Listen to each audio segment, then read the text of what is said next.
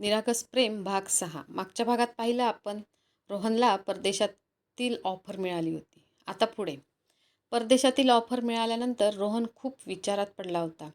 एकीकडे आयुष्यातील मोठी संधी होती, तर दुसरीकडे गौरीपासून दूर राहण्याची वेळ येणार होती. त्या संध्याकाळी त्याने गौरीला सगळं सांगितलं. गौरी, कंपनीने मला 1 वर्षासाठी परदेशात जाण्याची संधी दिली आहे. गौरी काही क्षण शांत राहिली. ही खूप मोठी गोष्ट आहे रोहन, पण तुला इथे एकटं सोडून जायची इच्छा होत नाही. गौरी हसली. माझी काळजी करू नका. तुम्ही ही संधी सोडू नका. रोहनला तिचा अभिमान वाटला. 2 दिवसांनी रोहनने एक निर्णय घेतला. त्याने गौरीच्या वडिलांना नम्रपणे विचारलं, बाबा, मला एक विनंती करायची आहे. बोल बाळा. मी परदेशात जाण्यापूर्वी गौरीला माझ्यासोबत माझ्या घरी घेऊन जायचं आहे. इतके दिवस ती तुमच्यासोबत होती, आता तिने माझ्या घरात माझ्या आईवडिलांसोबत राहावं असं मला वाटतंय. गौरीचे वडील काही क्षण शांत राहिले. त्यांच्या चेहऱ्यावर समाधान दिसत होतं. रोहन, ही परवानगी मागायची गोष्ट नाही. ती तुझी पत्नी आहे. तिची इच्छा असेल तर जरूर. पण आज तू ज्या आदराने विचारतो आहेस ते पाहून आनंद होतोय. गौरीच्या आईच्या डोळ्यातही पाणी येते. आमच्या मुलीची काळजी घे. रोहनने मान हलवली. नेहमी. दुसऱ्या दिवशी गौरी तिचं सामान आवरू लागली. घरातील प्रत्येक कोपऱ्यात तिच्या आठवणी होत्या. आई तिला वारंवार सूचना देत होती.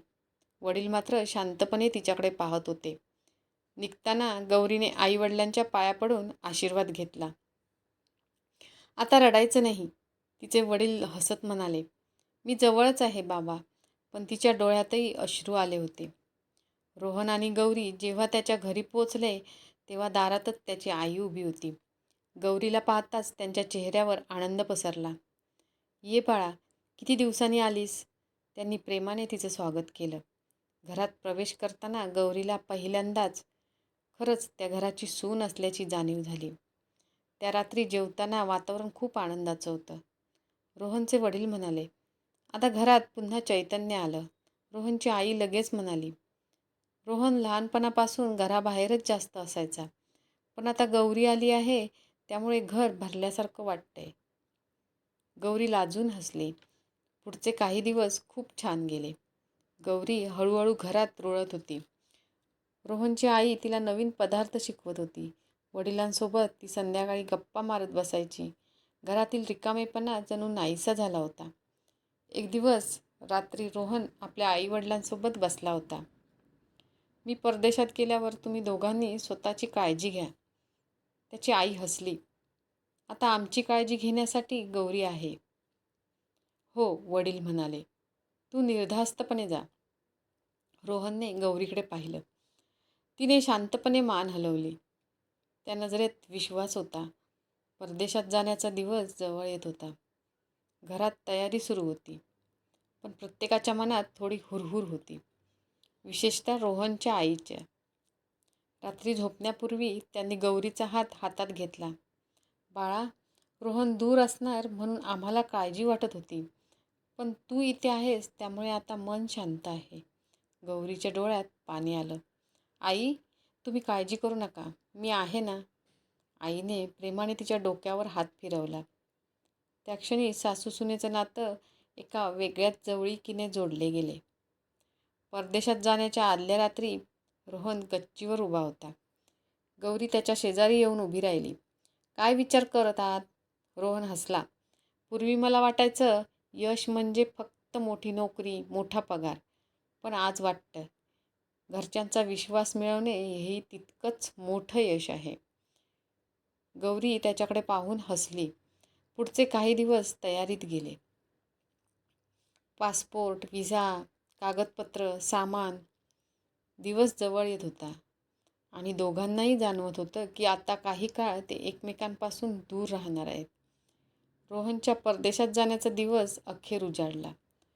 पहाटेपासूनच घरात लगबग सुरू होती. पण प्रत्येकाच्या मनात एक वेगळीच उदासी होती. सामान आवरलं होतं, कागदपत्र तयार होती, तरी कुणाचंच मन तयार नव्हतं.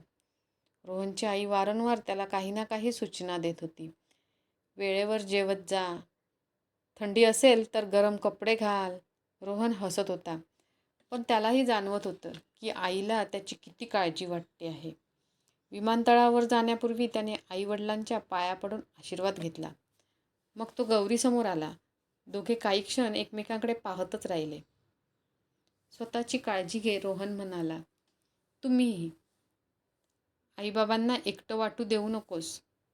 आणि तुम्ही स्वतःला एकटं समजू नका. रोहनच्या चेहऱ्यावर हसू आलं. 2 तासांनी रोहनचं फ्लाईट होतं. एअरपोर्टवर पोचण्यासाठी त्याने कार बुक केली होती. तो कारने एअरपोर्टवर निघाला. गौरी दिसेपर्यंत तो तिला हात करत होता. पहिल्यांदाच तिला घर खूप शांत वाटत होतं. दिवस पुढे जाऊ लागले. सकाळी ती घरची कामं करायची, रोहनच्या आईला मदत करायची, वडिलांसोबत चहा घ्यायची. पण प्रत्येक गोष्टीत रोहनची आठवण यायची. कधी जेवताना, कधी टी व्ही पाहताना, कधी गच्चीवर उभं राहून संध्याकाळचा सूर्य पाहताना. एक दिवस रोहनचा व्हिडिओ कॉल आला. कशी आहेस? छान. खोटं बोलतेस. गौरी हसली. तुम्ही गेल्यापासून घर रिकामं वाटतंय. मलाही.